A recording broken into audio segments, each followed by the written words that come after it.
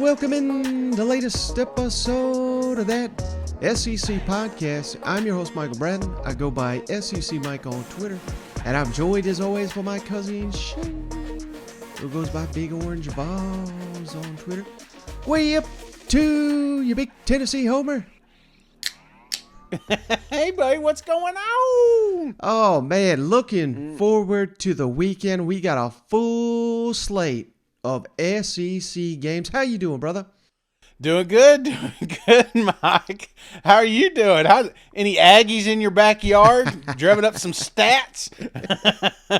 Yeah, so, hey, why don't you start the show off with this, Shane, because, hey, there's mistakes were made by me, not by cousin Shane, so don't put that on him. Not that anybody is, but, I made a mistake on our Monday show. I want to correct it. I think that's important to do for the audience and all the A&M fans. They deserve accurate information. The whole audience deserves accurate information, Shane. And I said on our Monday show again that Jimbo Fisher, 3 of the last 5 teams that were preseason top 6 and finished with a losing record, coached by Jimbo Fisher. That is incorrect. What the stat is, again, my mistake. I read it wrong. I wasn't trying to make up any stats. It's 3 of the last 5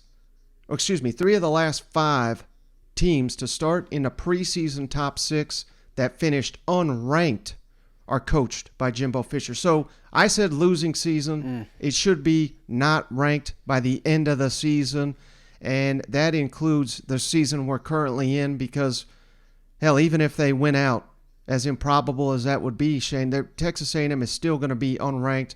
That happened his last season at Florida State. It happened last season at A&M.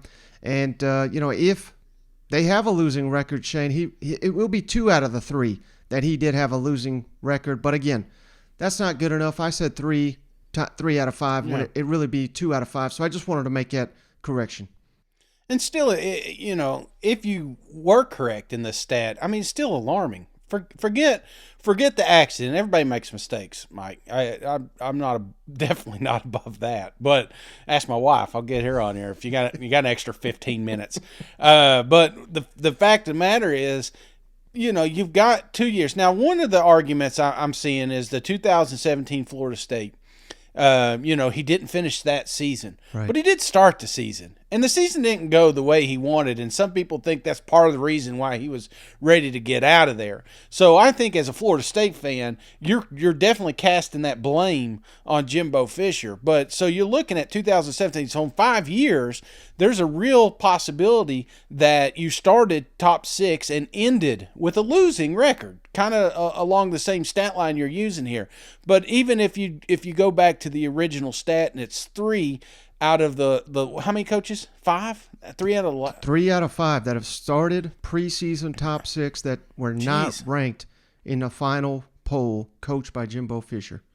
And we're not piling on. I mean, this wasn't at the start of the show or anything like that, but it's still an alarming stat line to come out and have this, because there is and was a lot of expectations with Texas A&M 2 years in a row now, and we've failed to exceed those or even come close to those. Right. So I think that's still it's still an alarming stat. But I'm glad you corrected, because I got roped into a few of them there online. I'm like, what the hell happened? I'm not good at numbers, so I believed anything. So credit to those Aggies, Shane. Again, they deserve accurate information, but also, you look at these games, Shane. I know they just lost to at home against Ole Miss in Florida.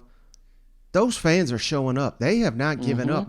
And we're not talking 40,000 people. We're talking 100,000 plus. Yeah. When Jimbo Fisher wants a new building, guess what? They build a new building. When he wants stadium renovations, they build it.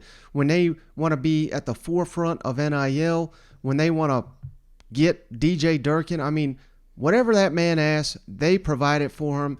That's the whole thing, Shane. This is not anti-A&M. This is, we have to call these coaches out when they're doing a poor job. Hell, one of our favorites, Sam Pittman, bad job.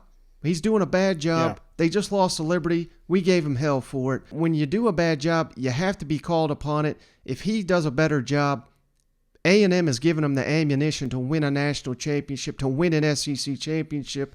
I still think they can get it done because they got the players, and that's the most critical factor to getting that done. I hope they get it done. Absolutely. But even as an Aggie fan, you got to be a little worried. I mean, the portal is going to be open, and we've got recruits that are decommitting. So, what is this season like? This is you think this is as bad as Texas A&M could be right now, but the reason that you don't claim it to be the worst is because we got all this good stuff about to happen. Well, what if that good stuff doesn't happen? What if it starts unraveling toward the tail end of the season, and then all of a sudden you're pointing fingers? And again, it goes back to the ringleader, and that's Jimbo Fisher. He's gotten every opportunity and everything that he's needed. Now he's come out with a lot of excuses, and again, forget the flu game. Throw that out. We talked about that. That one I think is an excusable loss, but there is a lot of unexcusable losses on that schedule, and it all points back to the head honcho, and that's Jimbo Fisher. So I don't know. I don't want to pile on, like I keep saying that every time we talk about Texas A&M. I don't want to just waller in misery, but there is some good things. There's some great athletes down there. You mentioned the fan base.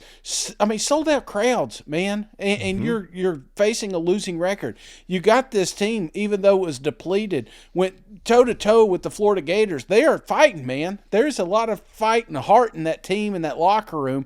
Achane came out after and even mentioned that. Says there's no quit in this team. So that's what you want to hear. And I do think that there are brighter days ahead, but we can't just ignore the fact that this season the rails have come off. Yeah. Well, we'll get to that game, Shane. Again, this ain't That Aggie podcast. This is That SEC podcast. So they got a big game at Auburn coming up. But let's start here, Shane. Big game of the week. Alabama on the road at Ole Miss. And, ooh, boy, I don't want to say the finger pointing, but the fan base, deservedly so, I think is – they're out on Pete Golden. Hell, they've been out on him time and time again. Now, Bill O'Brien also, the finger getting pointed at both of Nick Saban's coordinators.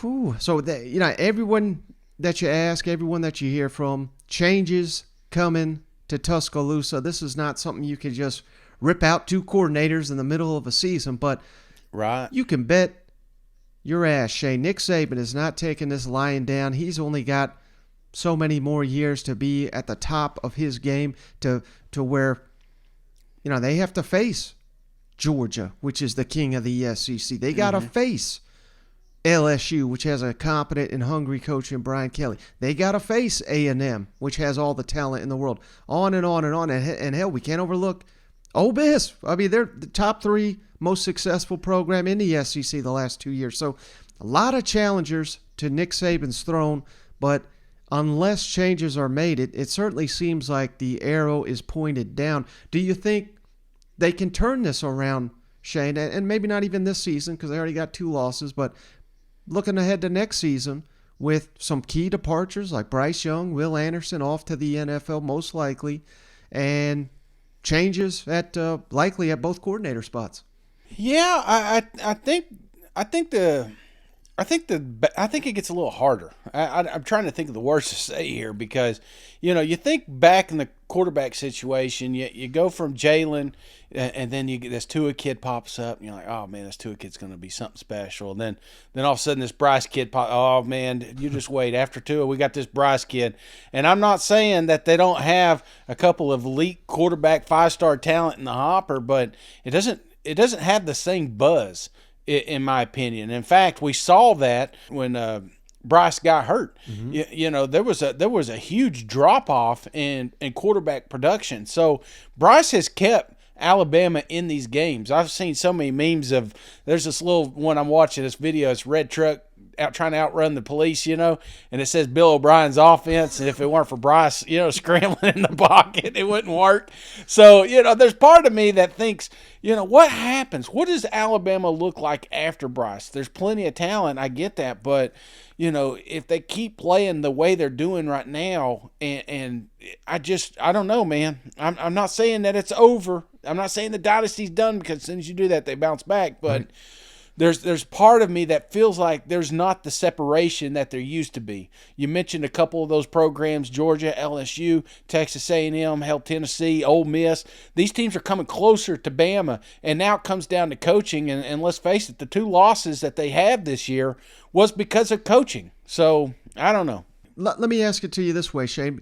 How telling will this week's game at Ole Miss be for you for how firm of a grasp Nick Saban's got on this program and on this locker room, given you could spin it 2 ways, Shane. You could say NIL, transfer portal, a kind of a player individual attitude down there in Tuscaloosa. Nick Saban maybe has failed to adapt a little bit. Or, like Lane Kiffin, we'll get to his comments in just a second, the way he spins it, hey, they just went to 2 of the most hostile environments in the country with red-hot teams, and they lost by like 1 point and 2 points. You know what I mean? Like, right. This is not like they're getting blown their doors off and anything like that. They are literally 2 plays away from being the number 1 team in the country, undefeated. So you could spin it that way, or you could spin it as, what does Alabama have left to play for now that their goal, play for championships, that's basically out the window. How telling will this weekend be for you, Shane, on how locked in and how impressive Alabama is playing a very, very good Ole Miss team in Oxford? That's good. Good question, man. I think the monkey's off their back.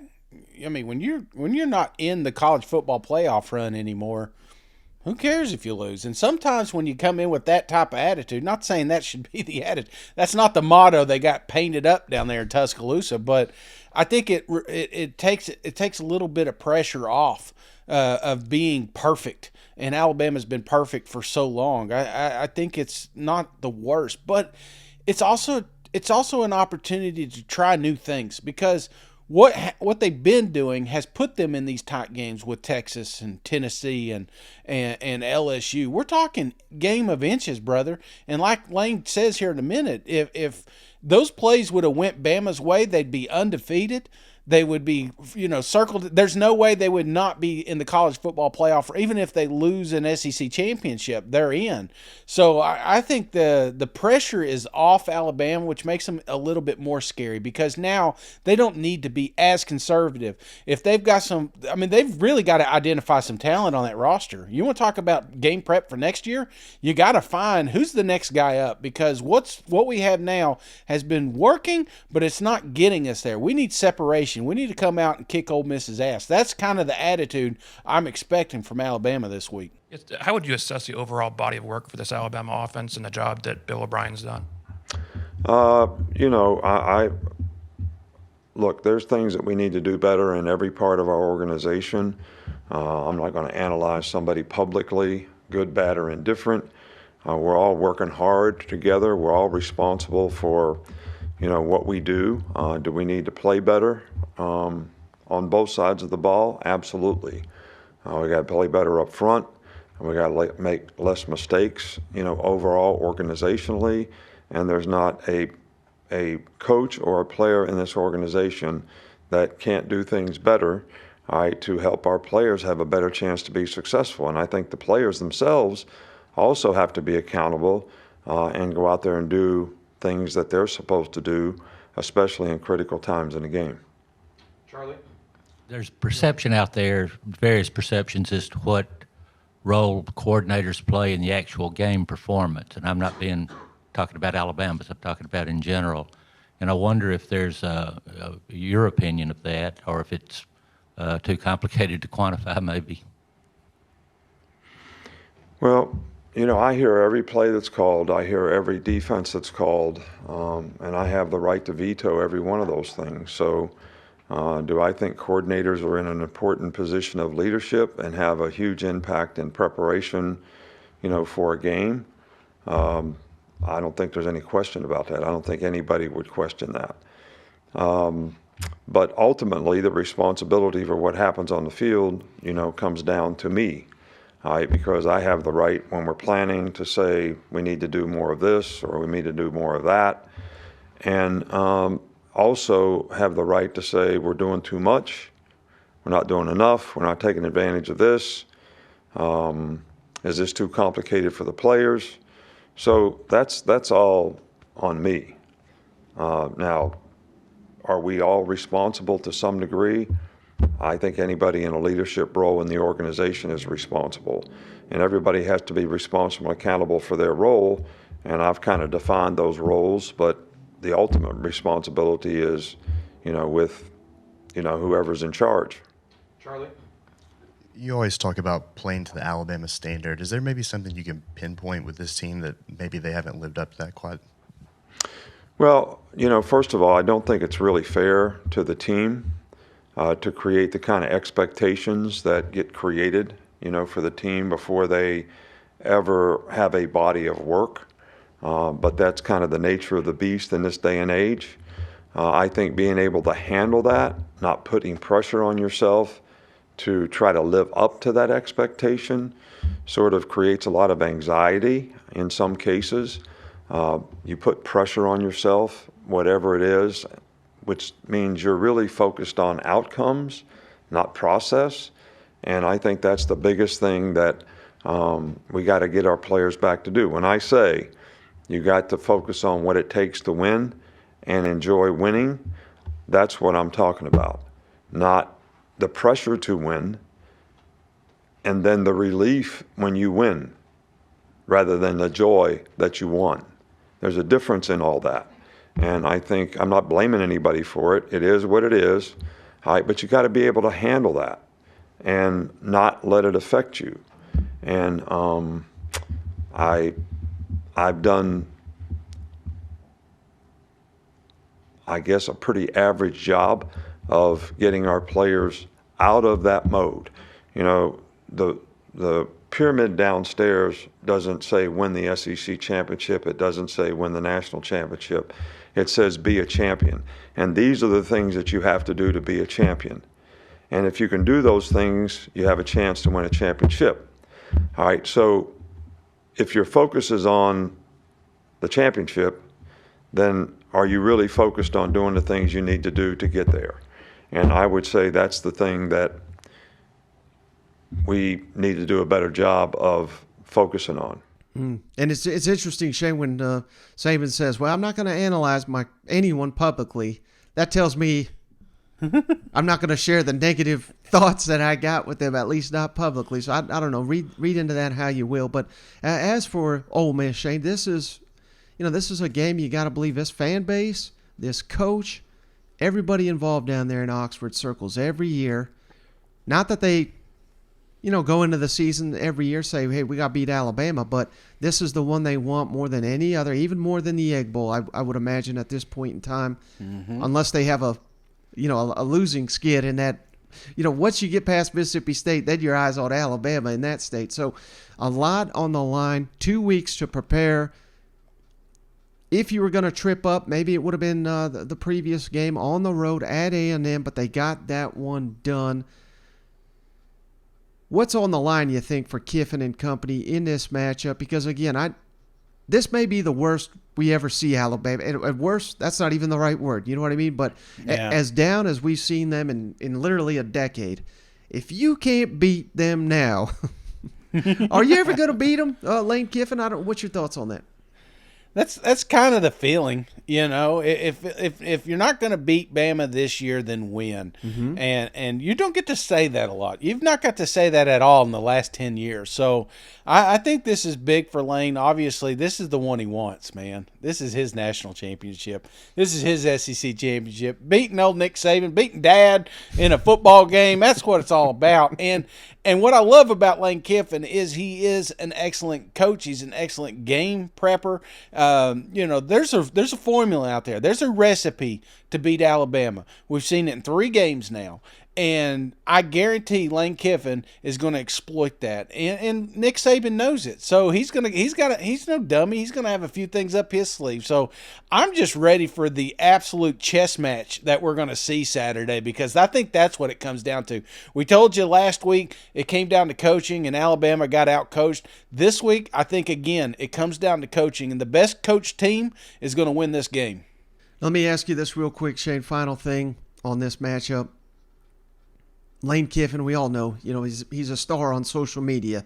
Yeah. How many over under 20 memes he's got in his back pocket waiting for the day he beats Nick Saban in Alabama? What's that over under for you? Is it over or under 20? Oh, it's over. It's over 20. He's got his own drafted folder, and he's probably got, you know what I'm saying? I know he does. I've got a meme folder I used to, so I know he does. He's been saving it up since last year because he thought during that popcorn, festival he was going to be able to use it last year, but he had to sit on it one more season. So no, don't get me wrong. Lane will come out here and he'll pat old Nick Saban on the back and tell him about all the great things that the GOAT has done.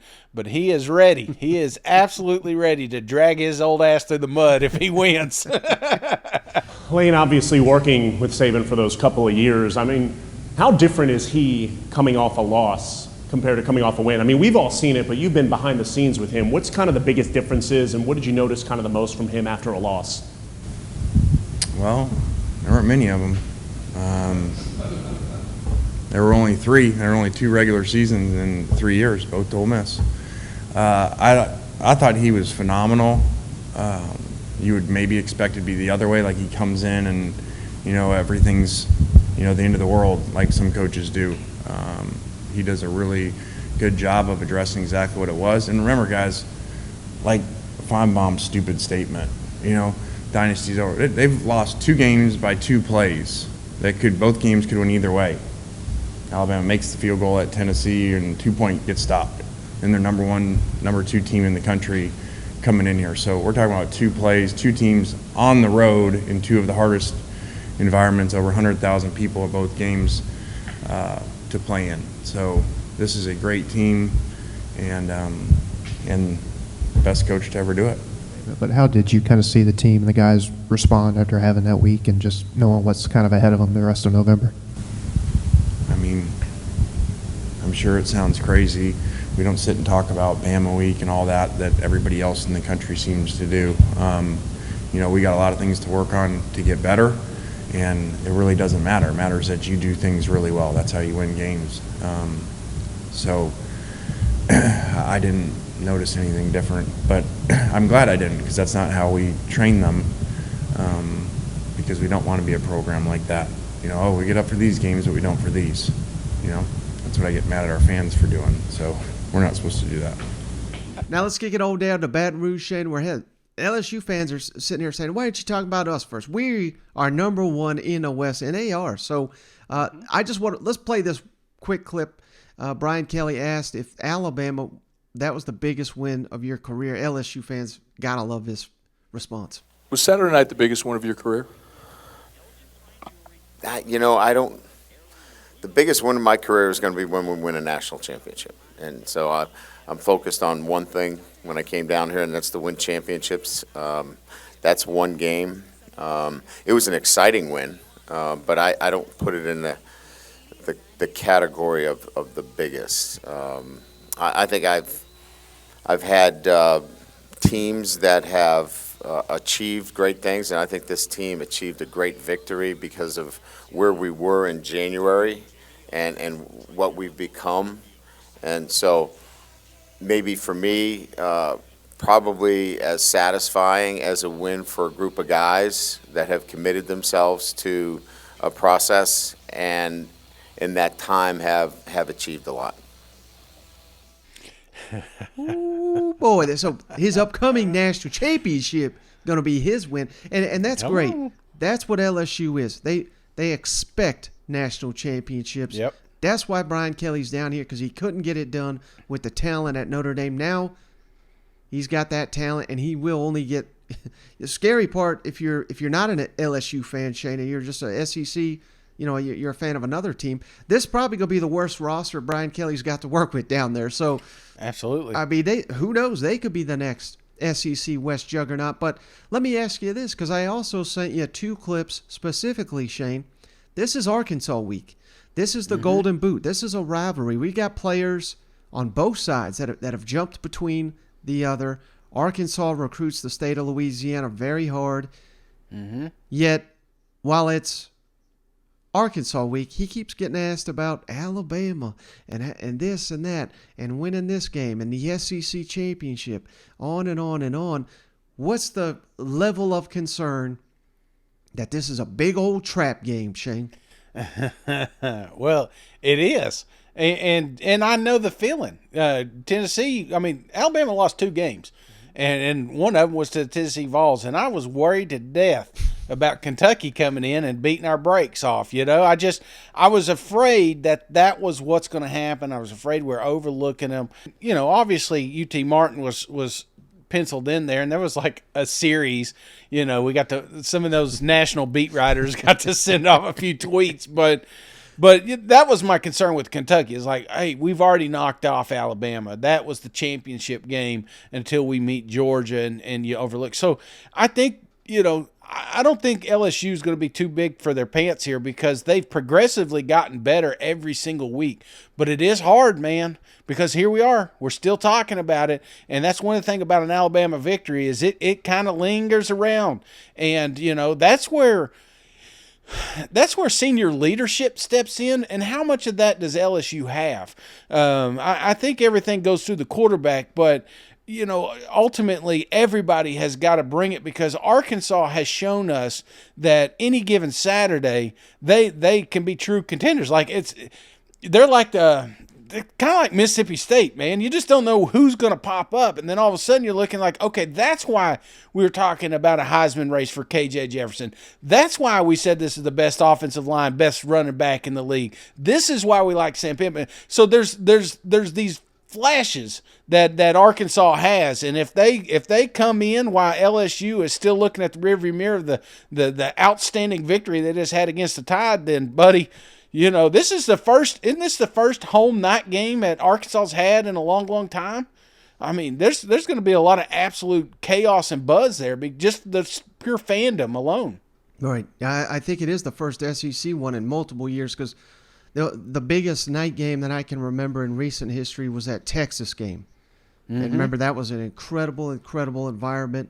Absolutely. Willed that team that's victory. What they got to do, buddy. The marketing team needs to come out. If you got some alternate uniforms you want to use, you got some videos you've been sitting on, you've got to make this atmosphere absolutely hostile because LSU hasn't really done that. If you think about it, the games that they played, I mean, other than the Florida game, which it wasn't a night game. So I think that's one of the things that LSU, you got to be careful because that same environment that you created chaos with Alabama can be duplicated in Arkansas.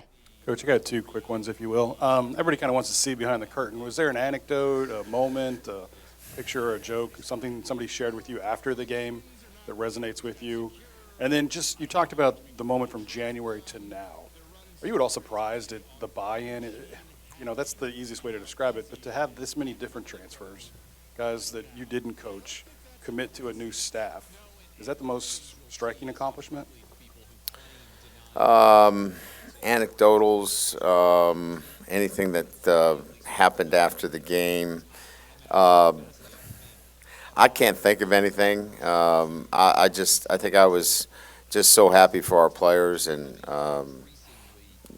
there were a couple of guys that texted me and said they were happy to continue to do that and have people rush the field, and they would take care of what the costs were. I don't know if Scott needs to hear that or Kelly's here. She probably doesn't want to hear that either. But Brian, with Harold Perkins this year, I mean, what have you seen in terms of just how and why he's been able to just handle everything that kind of comes with being a freshman and playing as well as he has this early? I think, quite honestly, he's got the makeup to do that. He's a mature kid.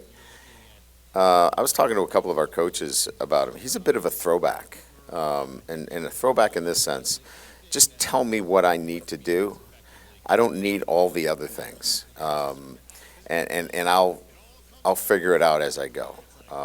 It's kind of refreshing. He doesn't need to know all the whys, and I'm not saying that we shouldn't give the whys to our guys, and that's part of coaching today. You've got to explain a lot of things. He doesn't need a lot of the whys. just point me in the right direction. I'll figure it out. And that's Harold Perkins. He knows he's not perfect, but he makes up for a lot of those things with his athletic ability. So, I think that Matt's done a great job of kind of meeting him halfway with some of the things that he's not ready to do, but leaning heavily on some of the things that he has that are, innate traits that can come in and help us win right away. And I think part of it is he's a bit of a throwback in that you don't have to explain everything. Just line up here, do this, and you'll be fine. Well, let's talk some Razorbacks here, Shane. I mean, it's like gut check time down there. Maybe we chalk that Liberty up to you were looking ahead. Maybe you chalk it up to KJ being hurt. You can make all the excuses you want. You dropped the game at home. You got no business losing. You got an opportunity to get back some of that goodwill by beating LSU. But this is a tall task. But, it's interesting, Shane, when the line came out, LSU favored by 2. I've seen advanced analytics that I trust. They basically say this is a toss-up game. It also says LSU should win by about 2. So I guess that's probably what some of that Vegas betting line is built around. Mm-hmm. So this could be a very tightly contested matchup. It was an overtime game last year. Obviously a different story with a different coaching staff and all that. But do you anticipate that Arkansas will respond to the challenge, whether LSU is a little hungover from that Alabama game or not? Do you think they can come out here and find it in themselves to respond and give LSU one hell of a game? I do. And I think because you hear it in Sam Pittman's voice here in a minute, it's just, that's the captain. That's the battleship captain. And I think that he still owns that locker room, and he's going to get the absolute most out of these boys. Unfortunately, Liberty got him last week, punched him right in the mouth, but there was fight late in the game. And if they can keep that momentum coming up into this one, there's a real shot. What else are you playing for? You know what I'm saying? This is a big game for Arkansas, not just for recruits, but it's a rivalry. So I think that this game's going to get bigger every single day till we get to it, and it all starts with the leadership, and that's why I like Sam, is because I think he can get the most out of these players. They allowed 14 tackles for loss against Liberty, just completely unacceptable. I think this is going to be. This is why we love college football, Shane, because you just never know when a team's going to show up, when they're going to respond. Yeah. They have got to turn that around. They cannot, and they're going against B.J. Ojolari, Harold Perkins, some incredible athletes. So that's got to be a tall, tall task. But one little silver lining, and really maybe this is a little too much of a moral victory here, Shane, but when they got down against Liberty, they did not allow a single point in the second half. Maybe on defense, that defense has been just been rough all season long. Mm-hmm. Maybe they discovered something in themselves or in the scheme. I don't know. But if they can carry that over to this game, the defense, you're not going to limit LSU to 0 points. I'm not suggesting anything like that. But if you play better than you've played all season, that'll give you a fighting shot as well, don't you think? Yeah, absolutely. And go ahead and lock up bowl eligibility. It's just there's a lot of good things that can come out of this game for Arkansas, but you got to be careful, man. Kelly, I mean, you hear him talk about Alabama, but he's really not acknowledging how big that game was. And I think that's the attitude he's trying to create in that locker room. The championship is coming up. The SEC championship, they control their destiny. They just got to win out.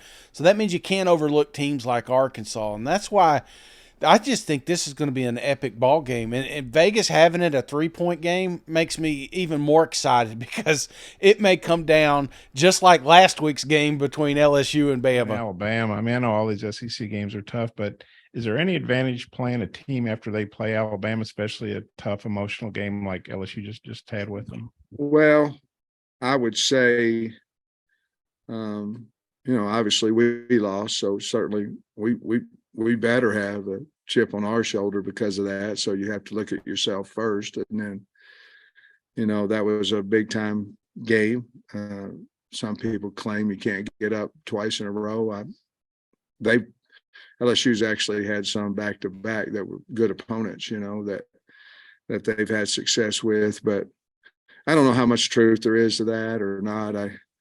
I've about come to the fact that if your team's not ready, you're going to get beat, and if they are, you got a really good chance to win. And it's about your prep and a lot about emotion and things of that nature.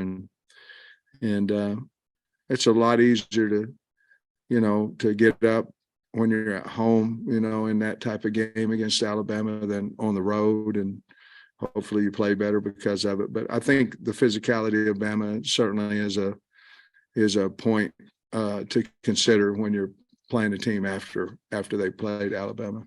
How about this one, Shane? Georgia, number 1 Georgia, on the road at Mississippi State, one of the more hostile environments in the SEC. First time since 2010 they have played in Starkville. Of course, they played in the COVID season, and Mississippi State nearly knocked them off. Completely different animal, though. Georgia has just been on such an incredible run since that time. What's your thoughts on Georgia going down to a hostile environment, Mississippi State? We know the potential of Mississippi State. They just, for whatever reason, have not put that together basically in any meaningful game outside of maybe Texas A&M, maybe Arkansas when they were down their quarterback. But if Mississippi State finds it in themselves, Shane, to reach their potential, play as well as they can, get this crowd into it, could this be a ball game? Ooh, Mike. I mean, I want to be realistic here. You were the biggest Mississippi State homer all season. Yeah, battered Vol syndrome here, man. I mean, we went down there and just it was just, I've never seen a team like that. I've never seen someone come in. We tried to put ourselves up there as an evenly matched program, and Georgia just mockingly beat the shit out of them. So to do that and then say, hey, what about this, more struggling team over here in Mississippi? Do you think they got a shot? Absolutely. I think anybody's got a shot. And I think especially with Georgia, I keep going back to that Mizzou game. Yeah. Well, say what you want. I know it's a smaller stadium, but that crowd was absolutely in it. It was absolutely electric, and I think it was a little bit of a factor during that ball game. So, it's going to be amplified when you go to Mississippi State and the cowbells at night. So I think, there's something to be said about those night games and that home field advantage. But Georgia has shown me nothing, Mike. No weakness at all. Offense, defense, hell, even the kick, special teams. There is absolutely no weakness on that program right now, and I am afraid for anybody that has to go against them. Yeah, we forgot to shout out the punter, Shane, with that incredible punt. I mean, makes it roll all the way down to the 1 yard line. That was one of the defining plays of the Tennessee game. So, like you said, we even overlooked it. But I said the positions that people overlook, Georgia's dominant even at those. So, yeah, it's going to take a Herculean effort. But, hey, this is what the Pirate does, Shane.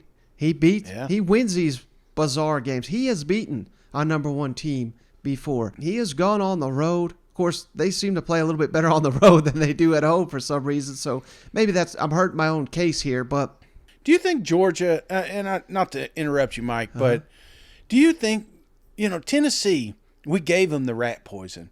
They made that place violent. They made it. I mean, we got Stetson doing the phone call thing. I mean, we gave them ammunition. Yeah. And Mississippi State's not doing that. They're quietly reserved. They're not. Nobody's going to talk shit to Georgia. So is there any shot that Georgia comes in at 80%, maybe not as dialed in as they were last week? Yeah, I think you make a great point, Shane. Mississippi State's playing the lead up perfectly. We're gonna get rolled. We're gonna get whooped. These dogs are coming to town. But we have seen it, Shane. You say there's no weakness, and I don't even know if you can consider this a weakness, Shane. But Georgia has shown they can kind of play down to the competition a little. Mm-hmm. Florida, I thought they did that in the second half. They needed that adversity, and then they dominated. Kent State, Missouri, you referenced. Maybe that we give a shout out to Missouri and their incredible defense. But early in the season, they were up to the they wanted to prove They were the favorites to repeat, and they did it. They had something to prove against Tennessee, and boy, did they do it. Yeah. So that may be, if you even can call that a weakness, that may be Georgia's weakness is playing down the level of the competition. Going on the road, though, maybe mitigate some of that. And thankfully for Georgia, what else have they got left in this season besides Mississippi State? An SEC championship, a couple playoff games. You can't overlook those. You know what I mean? No, you can't. And I find it funny because Georgia, like their two biggest games was Oregon and Tennessee. Everybody talking about, well, how good is Georgia? Can they repeat? There was even people thinking that Oregon was going to win that thing. Yeah. They come out. They have that ammunition. They steamroll. Tennessee, same thing. They come out, they steamroll. So I think these games that nobody's talking about is the ones that you may put a little money on. Maybe not to win, but definitely to gamble on. And the only other thing I'd say on this one, Shane, Mississippi State, their offense is so unique, difficult to prepare for. Kirby even said it this week that they took a day of the bye week to just focus on this offense because it's basically a triple option passing attack. Mm-hmm. Who knows? I mean, sometimes that's just difficult to prepare for. It's you can do all the preparing you want, but it's very different even from what they saw last week against Tennessee. Maybe that helps them prepare, but maybe it throws a little wrench into their defensive game plan. I'm not saying it will, but I'm trying to look for a silver lining here for Mississippi State. It's got to be the fans. If they're gonna have any prayer in beating Georgia Bulldogs, the Mississippi State fans have got to show up. They have got to be loud and proud and bring the cowbell. Bring two of them. It needs to be the loudest damn environment that company has seen in a while. So that's your only shot right there. Is just kind of get them off their stick. Now I think it also helps coming off a Tennessee game. There was no reserve until the second half. Georgia showed their hands. They showed what they wanted to do on offense. They showed what they want to do on defense. I think that helps a team like Mississippi State. It's a week to prepare for, okay, this is what they came out with and they expected to win off of. So, I don't know. Take it for what it's worth. Again, I'm not predicting an upset or anything like that, but I'm like you. I'm trying to find the little glimpse of hope, throughout this week because it's Georgia. I don't want to face them again. I hope if Tennessee does make it to I hope we don't play them the first week and somehow they trip up and lose so we don't ever have to see that team again. What's the mindset got to be, especially of the players in your secondary, knowing that they're going to come out and throw it as much as they do?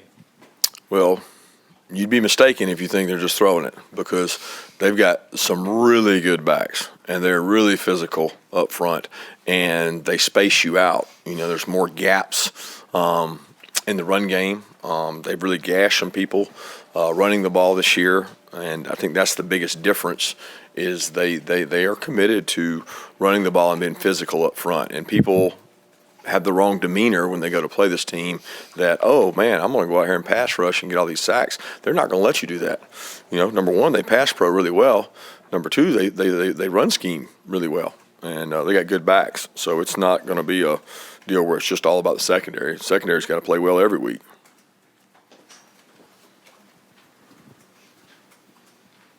Coach, you talk about the noise at Mississippi State. Of course, the shoe kind of be on the other foot this week, because you got to be loud when your offense is on the field. But having gone through the team experience, last Saturday, how much can that help as a whole? Well, it's a huge competitive advantage. It's why there's a home and away, and it's why I always say in the SEC it's greater than NFL other than the playoffs because the environment is not the same in any conference division level of football as it is in the SEC when you play on the road. And I've been in this conference for 20-something years, and I've seen it. I know what it does in terms of the effect it has on pass rush, the effect it has on momentum, and it's something you really can't measure. So you have to prepare the right way, and it's a firm reason why I believe in practicing with crowd noise throughout the year because both sides of the ball need it. Yeah, I was also going to ask you, Kirby, about the environment there from your time at Alabama being there. What makes it unique? Loud. I mean, they're passionate. I can't say that it's unique because every SEC school I feel is that way. I mean, you guys were there at Missouri. It was loud, it was passionate there. I do think there's a feeling in Starkville, because it's a rural community, that everybody comes from afar and everybody's sold out and in love with their football team. That's what they have to hang their hat on, their pride in, which is usually indicative of all SEC schools, but especially there. I know, being in Tuscaloosa for those years, it was right down the road. There's a lot of pride, and they're really physical. Coach, number one ranked Georgia coming in this weekend. You have played and beaten top ranked teams before. What does it take to beat the number one team in the country? Don't get too caught up in it. Just focus on what you do, and have the discipline. And you got to, and the hardest thing, I suppose, is to get the message to everybody. It's one thing to say it, but everybody's got to believe and buy in.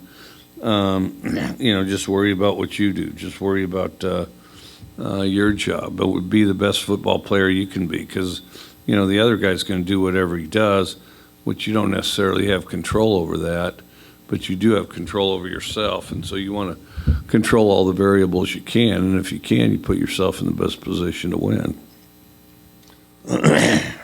Justin Robinson got the start against Auburn, had a few nice plays. What have you thought of his progression since he got here? I think he's improving. It's they're playing leapfrog over each other right now. It'd be nice if they separated. If I were to pick one of the two today, it'd be Duck. But that's the thing. They just they just join hands and go in a circle, and then whenever the music stops, one's standing, the other's sitting down, and then you do it again, and they change places. I mean, no, I'd like to see somebody that really wants to beat somebody out. Well, speaking of Tennessee, Shane, they're hosting Missouri this weekend. This game last year, Shane, so lopsided. It was the worst loss Drinkwitz has ever faced as a head coach. And, man, credit Vol Twitter, Shane. I don't know if you remember this or not. I'm going to play the clip. But this came, we tried to get Drink to say something crazy during media days. He was all buttoned up. He was making sure nothing gets said. Then he turns around and goes on Jim Rome show, Shane, and blast Tennessee. Let's kick it over to comments from back in July that Vol Twitter has revived this week on Rocky Top. I thought you were going to introduce my record, but with the latest allegations against Tennessee, let's hold up on what my record is, because I expected to vacate some wins, and that's going to help my record a little bit. Oh, man, Okay? this is getting better. This is getting so much better. Can I ask you, I wasn't necessarily going to go there, but you would be the beneficiary of that. Since you brought it up, can I get your reaction to the latest allegations against Tennessee? Yeah, I mean, me personally, I got to question my wife's commitment to winning. I don't know how much she's committed if she's not engaging in some of these things. I didn't know that was fair play. So, we got to, it was a little bit surprising to see the in-depth nature of what was going on there. But I am sure glad that Tennessee was taking some ownership of it, and we'll see what the results are. But it's pretty interesting for sure. Ooh, boy. So, hey, Vol Nation does not forget any shade. And, this is not even a shot at Josh Heupel or anything. It's a shot at Jeremy Pruitt is who it's really at. But that is not going to help him with the fans, at least this week here on Rocky Top, is it? No, or the players getting dialed back in. That's I think your saving grace, or your hope is that Tennessee would come in hungover. Yeah.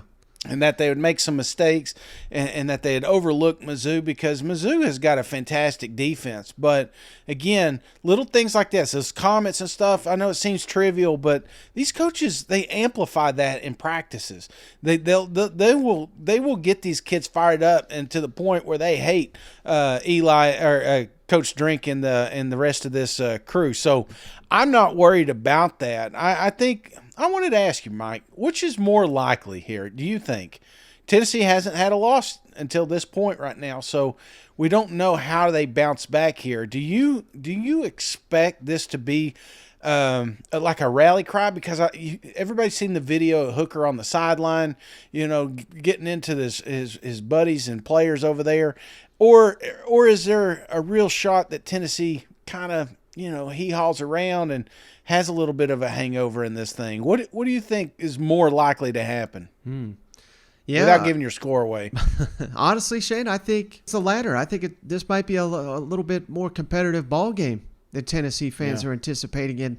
And maybe that is a little bit of a letdown. Maybe it is some of the momentum, out of the balloon. Maybe it's we're recording this before the playoff rankings are announced, but, maybe Tennessee presses a little because they might be on the outside looking in. They need impressive wins without, not another marquee game necessarily. It is 3 conference games. Can't overlook any of them, but maybe you force the issue a little bit. But we keep saying it, and people think we're damn crazy, Shane, but they just continue to prove it week in and week out. This Missouri defense is one of the best in the SEC, given, they got some playmakers. I'm not trying to say they don't, but particularly given, who they got to work with. Again, they've got some big-time players, but not on the level of Alabama or Georgia or A&M or anything like that. Yet they're playing as one of the top 15, top 10 defenses in the country. Yeah. I think they match up well, Shane. And I think if they can control the line of scrimmage like they have been damn near everybody, I think it mucks it up a little for Tennessee. I'm not sitting here saying Tennessee should be on upset alert because I got little to no confidence in Missouri's offense. But if old Brady Cook, and here's the other thing, Shane, Tennessee, we all know their pass defense is suspect. They do not match up well with Dominique Lovett and Luther Burden. Now, Brady Cook struggled to get them football, so that is kind of the big key. If Brady's cooking, maybe we got an upset here. If not, I mean, he has to have the game of his life potentially because I'm hyping up Missouri's defense. They're still probably going to give up minimum 24, 28 points. If it gets to 30, it may get out of hand, but I don't know. I think this is the spread's 20-something plus points. I think that's crazy. Yeah. Well, and what's driving me nuts is, and I know we're talking fans against players, but everyone you talk to around here is like, oh, we're just going to win out. It's just Mizzou. It's just South Carolina. It's just Vanderbilt. That's 3 easy wins. We'll put up a lot of points on those teams, and then we'll just cruise back into the college football playoff talk. That's kind of the attitude, and that's okay. I always think about when you had John Reed on. It doesn't matter what I think. That's how I feel. But what does this locker room feel like? I don't think Heupel's overlooking Mizzou, but you can't. You cannot afford to overlook this team because they got a fantastic defense. They actually held Stetson in check. We didn't. They actually held Swan in check. I don't know if we can. South Carolina couldn't until he got hurt, So I think there's I know South Carolina's like, hey, well, we did have that one interception. Well, okay, yes, you did. I'm not going to take that away from you. But the fact of the matter is this Mizzou defense is really good in the secondary and stopping down the passes. And there's a recipe. There is a formula to beat Tennessee out there right now. And don't think that Eli and company aren't game prepping right now. Can our guys stop those wide receivers? So I think that's what it's going to come down to. And if they can kind of just a little sample of Georgia defense, buddy, Tennessee's going to be in for another damn dogfight. Right. And final thing I got on this one, Shane. Now we say all that, but at the same time, we've said it many times. This feels like a new era at Tennessee under Josh Heupel. These players, particularly these seniors, Shane, they have an opportunity. This is senior day, after all. This is the last time many of these guys are going to be playing in Neyland Stadium. There's always emotions with that. So, hell, sometimes teams lose in that because maybe it's just too much for them. But that's not the point I'm trying to make. That's hurting me again. I'm saying these seniors, Shane, guys like Hendon Hooker, they have an opportunity to be the class that turned Tennessee around.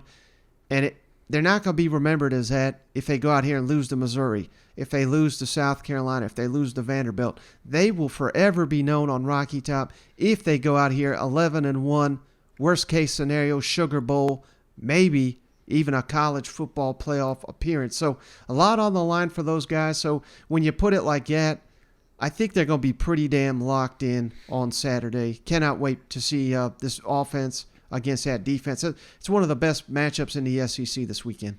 I think that it helps that it is at home, Mike. I hate that it's at noon. It should not be a noon game, but I really do think that dials Tennessee back in.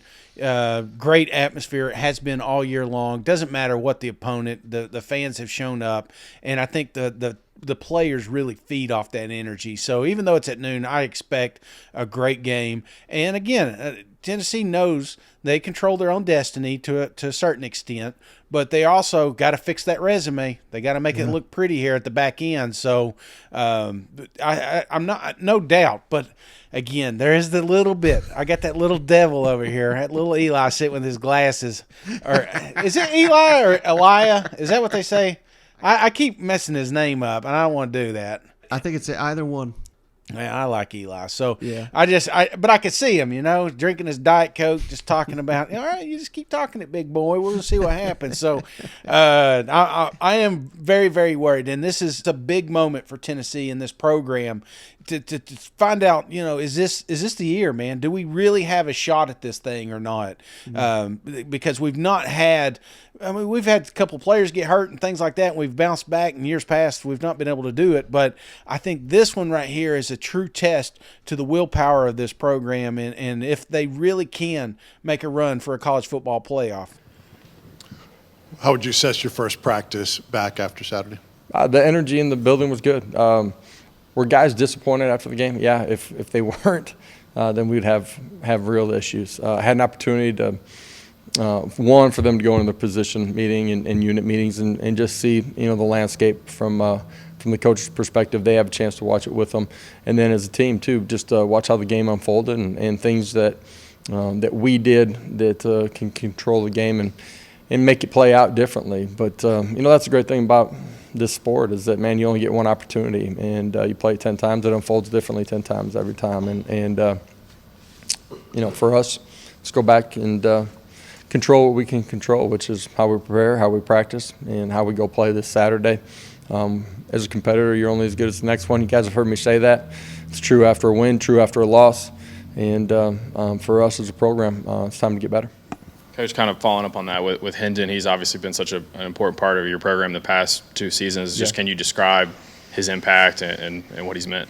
Yeah, I mean, to put it just in words, I think he's really tough. I mean, he's been such a leader. He's been such a dynamic playmaker. He's been so consistent in the building. He's a huge part of the culture that we have from within the locker room, the ownership that we have from within it. I don't think anybody inside of our program, players, coaches, or fans, would ever take anything from him for granted. He's had a huge impact, and excited to get it back out there, play one more time in Neyland, but we got a lot of football ahead of us and continue to compete down the home stretch with them. Josh, I've covered coaches in the past who said that a lot of times you learn more about your team after it loses than after it wins. Is that just something coaches say, or is there some truth to that in terms of things you can learn? And I think you learn a lot about your football team no matter what the circumstances and how they reset and go to the next one.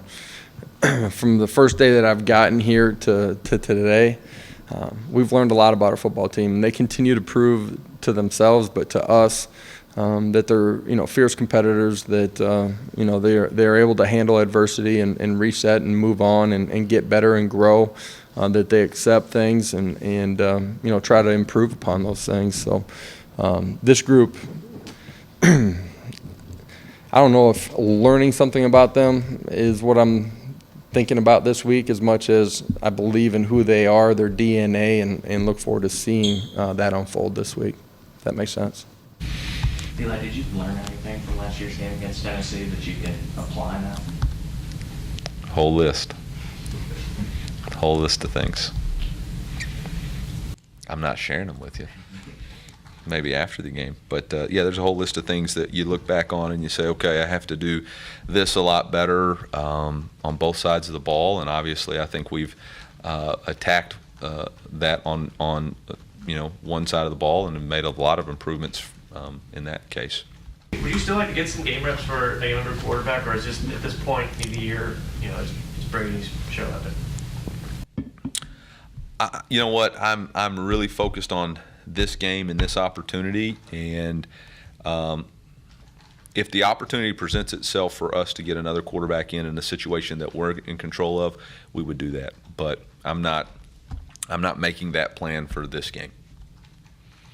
And I thought, I hear the same thing y'all hear. I'm not deaf out there. I only have one headset on, so I can hear everybody else give me ideas.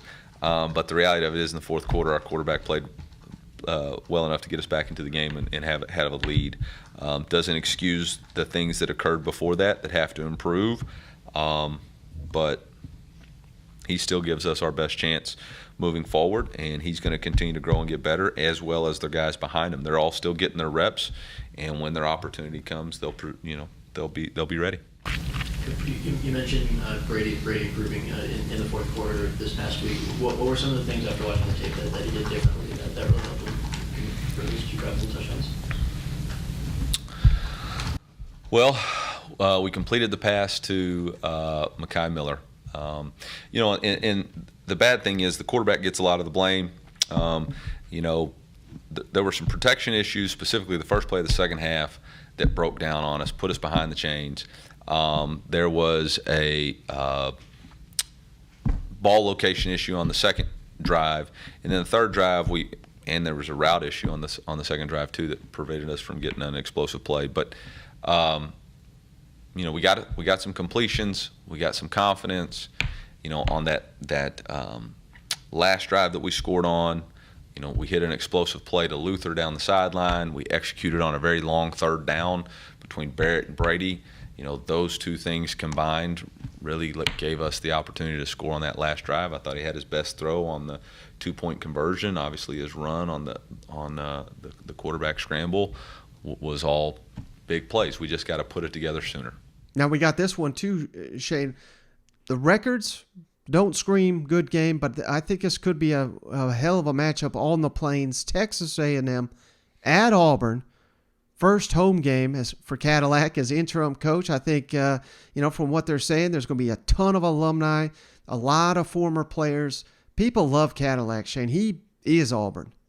Yeah. They want to win for Coach Cadillac and these players that refuse to give up, whereas A&M on this 5-game losing streak, Connor Wigman is coming back according to Jimbo Fisher, so that's good news.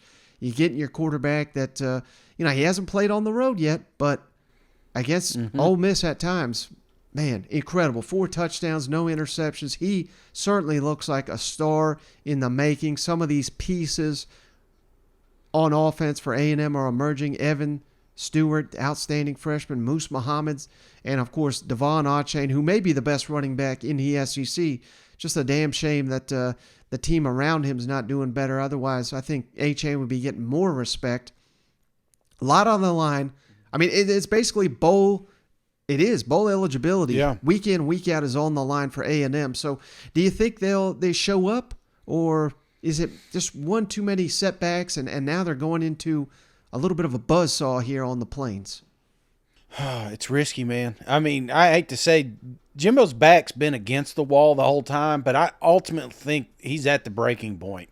He cannot afford to lose any more games. And especially we got LSU on the back end of that schedule. There is a really, really good possibility that these guys don't even make a bowl game. That is not acceptable at all, especially, starting the season top 6. I think there's a stat for that. But anyway, Mike, I digress and say this.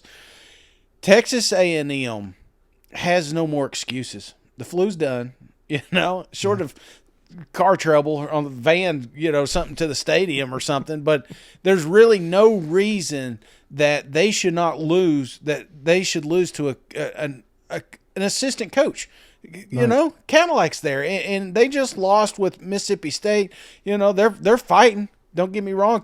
Auburn is got some damn fight in them, but you do this. This is they fired the coach at Auburn. And if you get beat by a team that no longer has a head coach because his win-loss record was unacceptable, how can you not create? I mean, that is it. That is the pinnacle of pressure, man. Reminds me of a time I went to. Have you ever been to a Brazilian steakhouse? Yeah.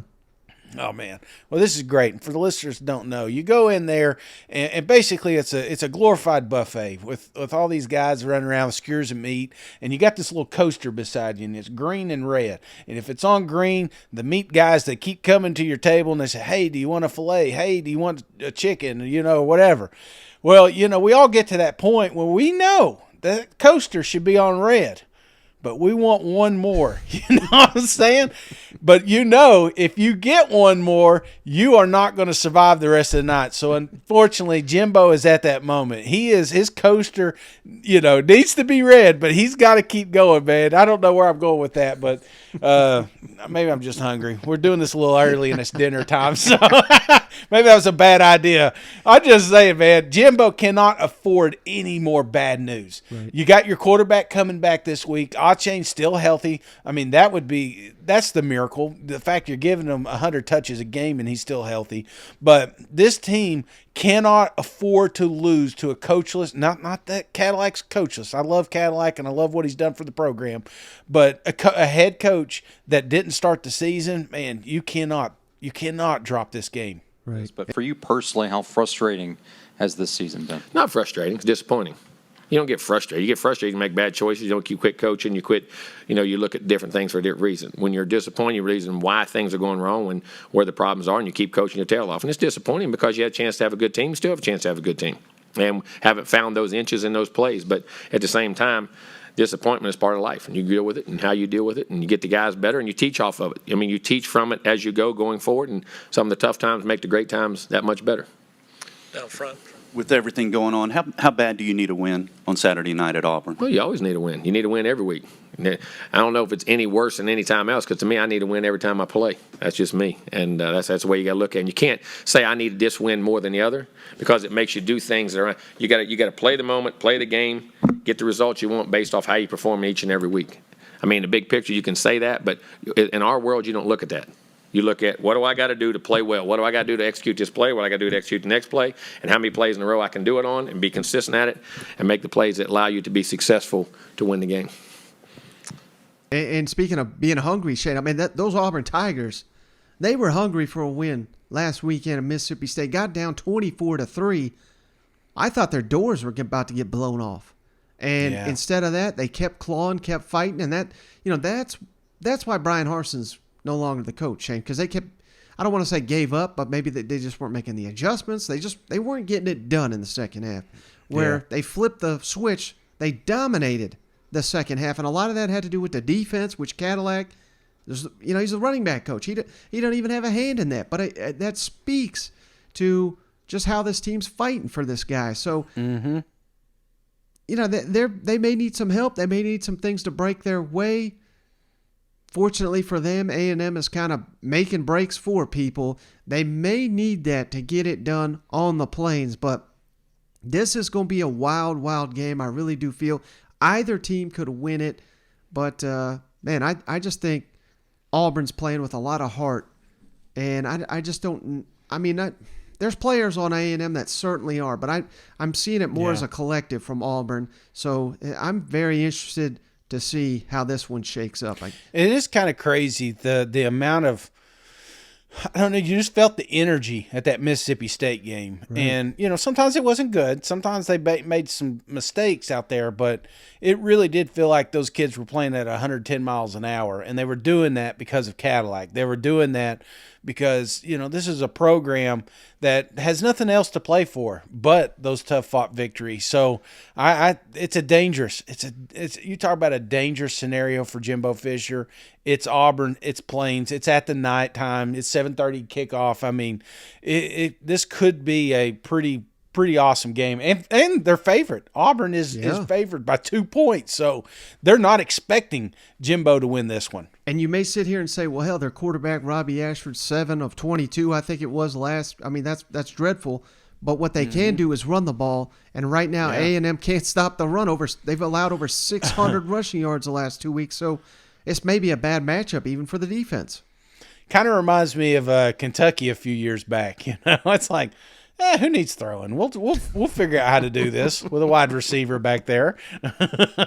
Cornell, the fourth quarters have been a big problem all year. Second half, pretty much all year big problem. It was different Saturday night. Anything change to make it different against Mississippi State?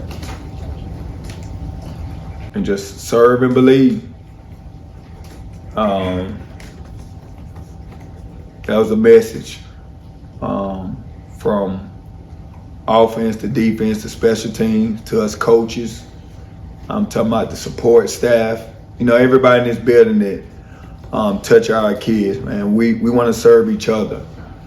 You know, this is the circumstance. It is what it is, but we have opportunity to do some cool things. So that was kind of the whole message all week. And I honestly think those guys just fought. I really think that the coaches did a good job with those guys delivering the message of fight or quit, not watch the scoreboard. Like I told the guy, I honestly, and I don't want to, we all do respect. I would rather lose that game the way that we did and seeing them kids come together the way that they did versus us win that game and some of the same things go on. So I told them kids, I know we lost, but it's a win for us. If them kids fight like that, they gonna win in life. So just positive energy, serve and believe. Now, as you guys see, we got the discipline piece of it. We got to come together with that, but that's a start with them guys serving each other and believing. Former teammates, Auburn, Letterman, all these guys, we've seen tweets of support. What has that meant to you to, you probably heard from a lot of those guys, to get that support and just the support of the fan base the way it's been in this last week or so? Honestly, it don't surprise me. That's why I chose this place, this institution 2 decades ago, because of that same love that you all feeling from the Auburn family. They embraced a kid like myself that had a dream to, you know, take care of my mom, to change the trajectory of my family. And the feeling that they gave me on my official visit was one that always stand out to me. But to have those former players, and you know, as you know, a lot of guys from, you know, Ronnie Brown, Carlos Rogers, some of my good buddies, Jared McIntyre, Jason Campbell, you know, to name a few, DeMarco McNeil. Now I'm naming names, so now guys gonna be mad at him. To everybody, you know, everybody ever played with. People are truly reaching out and supporting me and getting behind this. But I'm excited. I am, and I'm honored. You know, that my fellow brothers will actually, you know, take time out, man, and get behind this. When you look to going on the field as a head coach for the first time Saturday, I know you were pretty excited Saturday night. Have you already thought about what that feeling is going to feel like to run out there on a Saturday night as Auburn's head coach at Jordan-Hare Stadium? Oh wow! It's again, did an interview this morning about that, and it's Monday, so I'm gonna hold it together. But you can't make this up. I mean, I honestly, I don't know how I'm gonna feel. You know, I do know I got a job to do to get this team ready to play and get these guys prepared and lead these guys. And so I know I can't make this about me, but I am gonna sit in the moment. I am gonna enjoy it, and I'm excited for that moment and honor. Justin. How about this one, Shane? South Carolina on the road at Florida. Florida starting to pick up a little bit of momentum after winning at Texas A&M. South Carolina went back, rewatched that Vanderbilt game, and man, I got to side with you, Shane.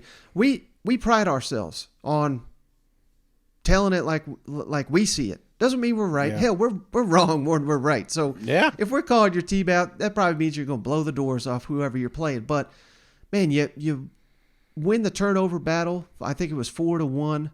Yet I don't want to say you struggled to beat Vanderbilt, but there was a lot of smoke and mirrors. You know, you're faking field goals to convert drives. I mean, this is man. If they basically, I guess what I'm trying to say is if they play like they did, and that being said, Spencer Rattler had his best game as a Gamecock, yet I come away unimpressed with South Carolina, and I don't know. This could be a trouble spot unless maybe old Anthony Richardson has one of his off performances. Mm-hmm. This seems like a very, very rough matchup for the Gamecocks. Of course, they play better as an underdog under Beamer, so yeah. I don't know. I'm kind of rambling here, but what's your thoughts on this matchup that South Carolina dominated last season? Scary.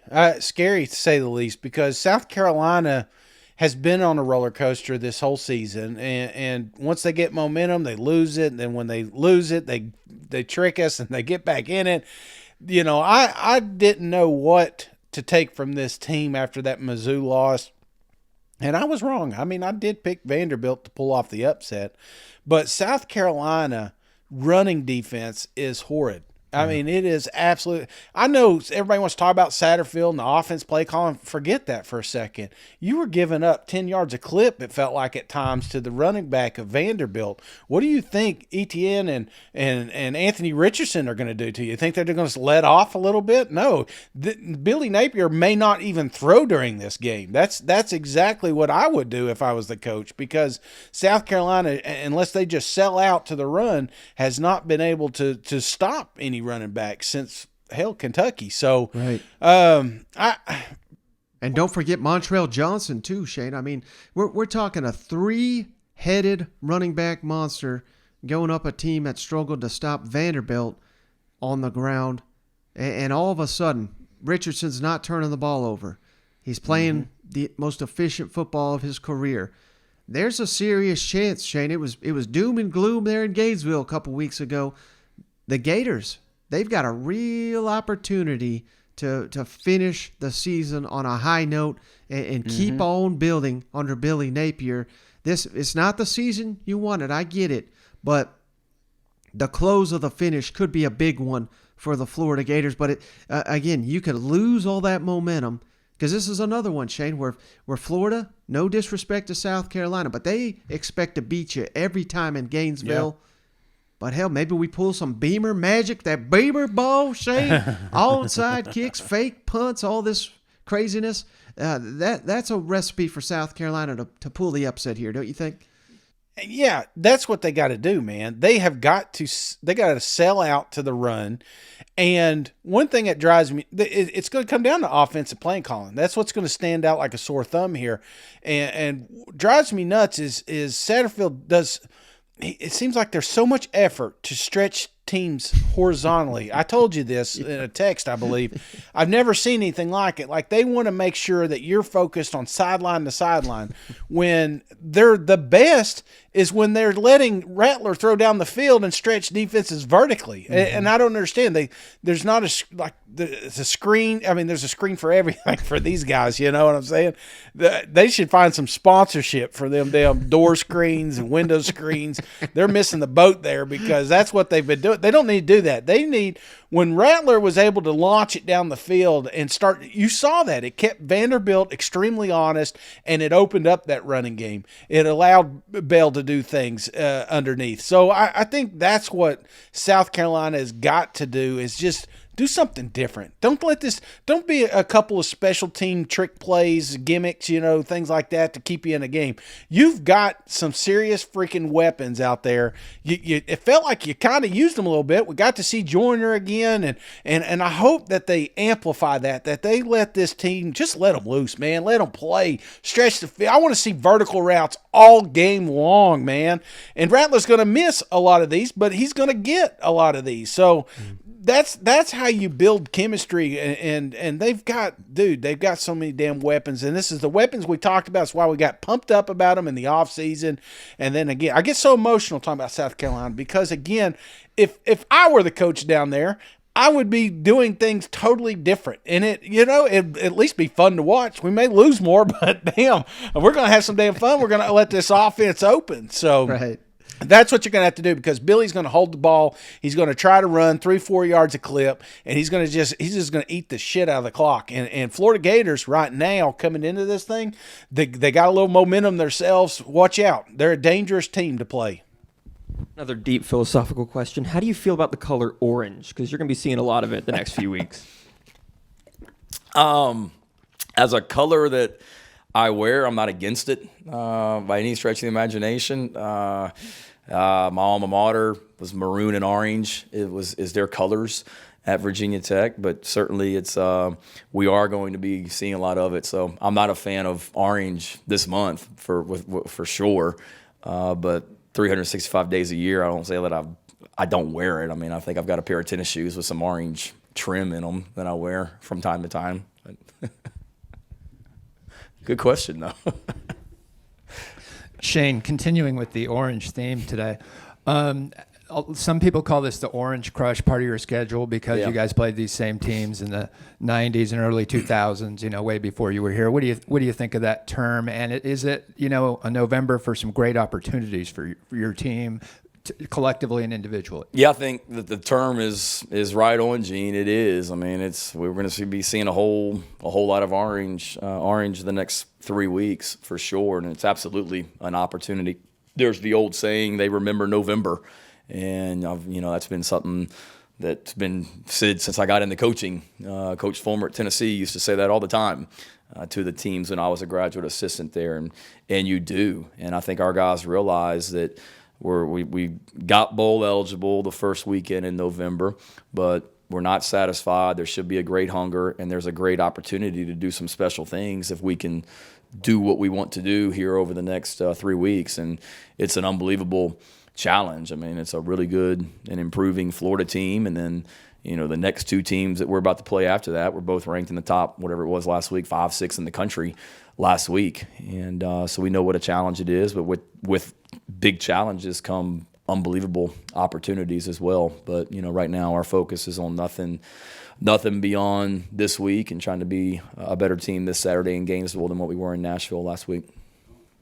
Shane, I know you mentioned running a lot of the same offensive plays against Vanderbilt than you did against Missouri and going back. But how much of what you guys did Saturday is replicable moving forward into these final 3 games? I think a lot. I know a lot, and it is. A lot of the things everything that we ran last week, I'm sure there's something, but there's really nothing that jumps off the top of my head, Colin, that was like a new play that we put in for Vanderbilt. It's things that we have been running this year, and some things that we've called this year, and it looked better last week than maybe it looked in previous weeks. But we going forward, a lot of it is, and all of it really, and to me is replicable. Certainly, we want to continue to expand roles, and we want to continue to be able to run the ball efficiently and take shots down the field and be good on the perimeter, which is what we were the other night against Vanderbilt. And but then, also you always got to stay kind of one step ahead, and we've got 9 games worth of video of opponents that are watching what we've done this season as well. So you got to continue to do a great job of self-scouting and staying one step ahead of your opponent also and what they're trying to do to stop you. Now, last one, Shane, so you can get off here and get you some dinner. Vanderbilt at Kentucky. I got bad news, Shane. I'm hearing A.J. Swan, true freshman quarterback, out for the season. I don't believe that's officially been reported yet, but I think it was concussion, is what I was told. So, they're very serious about that at Vanderbilt. I think he's already had one this season. So, that tough break. He's playing some good football. Mike Wright, at least they got a veteran back here who's shown some promise. The thing about Mike Wright just seems totally ineffective as a passer. So you want to talk about Lynn Bolton style rushing attack? That's what we may have. Vanderbilt, Kentucky's going to have to shore up that rushing defense this week. They may have 9 in the box all this game, which I always favors the defense. But Kentucky's got a chance, Shane, after getting a win on the road, to come home, build some momentum, leading up to that big Georgia matchup.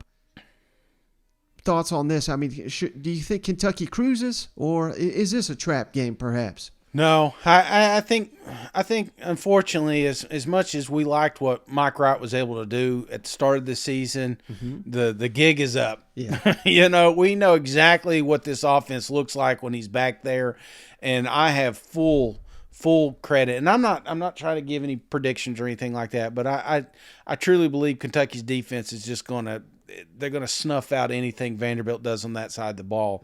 So this is an opportunity, man. This is an opportunity for Kentucky to prepare itself for Georgia, and they can't be so predicting. I know they're going toward the tail end of this game most likely, but out of the gate, when you're getting the best of Vanderbilt, that's when you need to try to get this offense going, man, and not just hand it off to Rod and get 4 or 5 yards a clip. No, we don't need that.